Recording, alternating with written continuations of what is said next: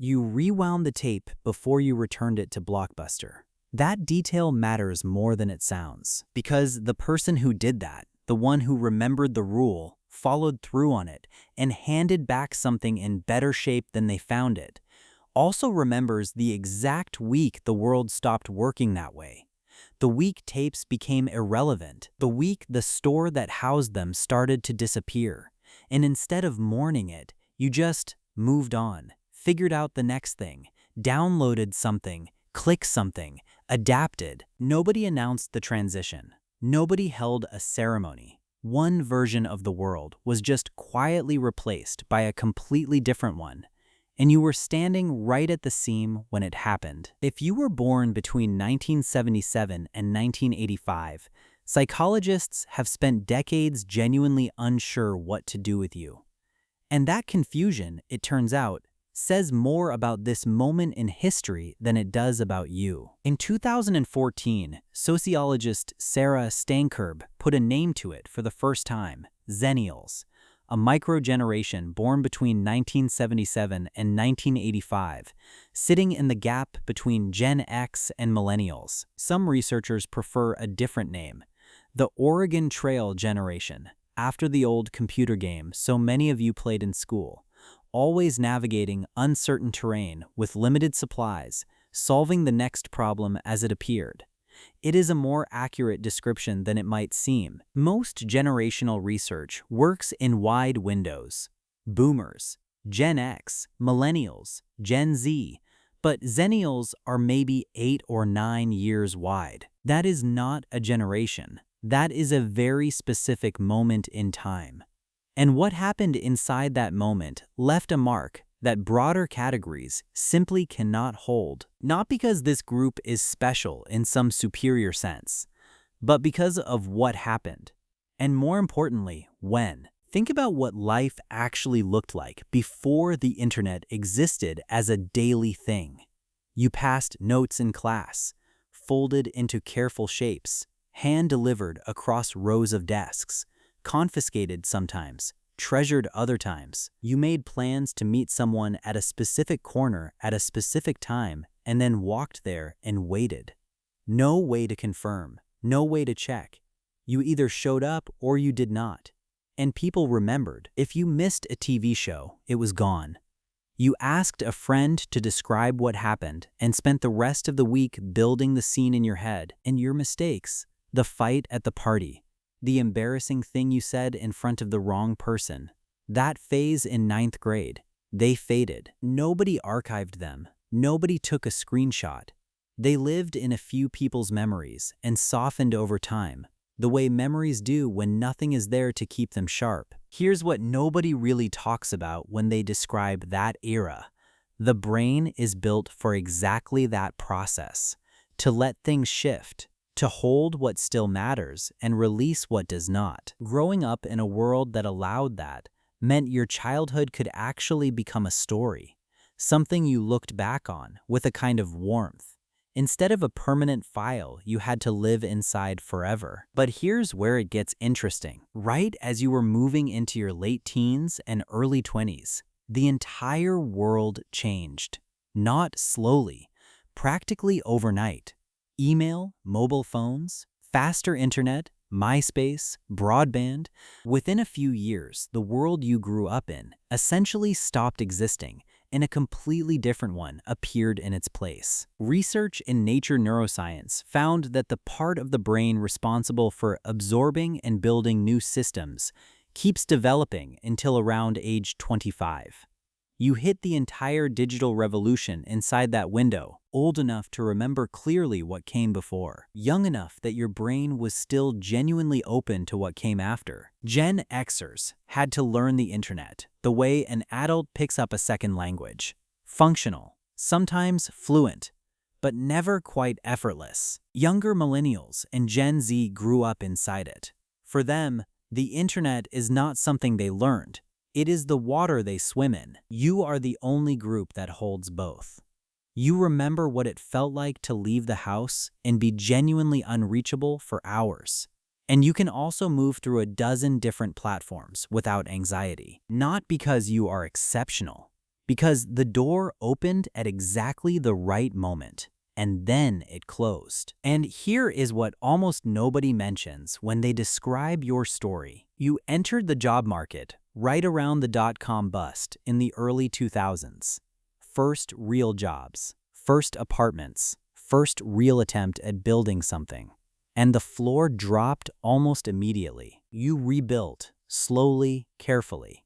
And just as you were reaching your most stable years, 2008 arrived. Economists have a term for this. They call it a scarring effect. Financial instability in your early career leaves a mark that does not disappear when things improve. You can see it in small, quiet decisions. The emergency fund that never feels large enough. The backup plan that gets built even when there is no obvious reason to need one. The slight hesitation before committing to something permanent, even when everything looks fine on the surface. That is not anxiety. It is closer to muscle memory. Your nervous system remembering something your mind has already moved past. If you have noticed that pattern in yourself and never knew where it came from, now you do. But stay with me, because there is a part of this that goes even deeper. You often end up as the natural translator in any room. Between older colleagues who want process and structure and younger ones who want speed and independence. Between the generation that gets uneasy around new technology and the generation that has never known anything else. You are the one who bridges it, the one who makes it work. The one who smooths the friction without anyone asking what that costs you. Psychologists call this emotional labor, and people who carry it habitually tend to stop noticing they are doing it. It stops feeling like effort and starts feeling like just how things are, which makes it very easy to miss how much it is actually taking, the tiredness underneath, the kind that is hard to locate, and even harder to explain to someone who has not been quietly holding things together for years. If you have ever felt that specific exhaustion, not burned out from one hard week, but worn down in a way that seems to have no single source, that is not a personality flaw. That is what it costs to be the bridge for a long time without putting it down. Now, here is something worth sitting with. Because not everyone who fits this window experiences it the same way. There are three recognizable patterns that tend to emerge. The first is the quiet adapter. This is the person who moved through every transition without making it a big deal. Not because it was easy, but because making it a big deal felt like a luxury they could not afford. They updated, they learned, they kept going. They are often the most competent person in any room, and the least likely to mention it. The second is the reluctant archivist. This is the person who never fully let go of the analog world, not out of stubbornness, but out of genuine attachment to what it felt like. They still own physical things. They still notice when music sounds different, when experiences feel thinner, when something that should feel exciting just does not land the same way it once did.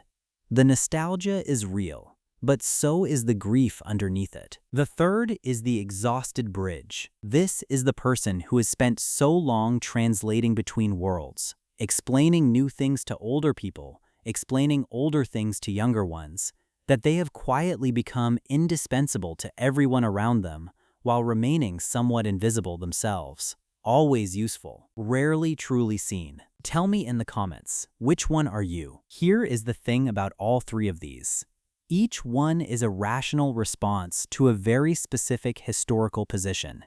None of them is a flaw. None of them is something to fix. They are patterns that formed in the gap between two worlds, in a person who had to figure out how to exist in both. Think about the last time you tried to explain to someone younger what it felt like before all of this.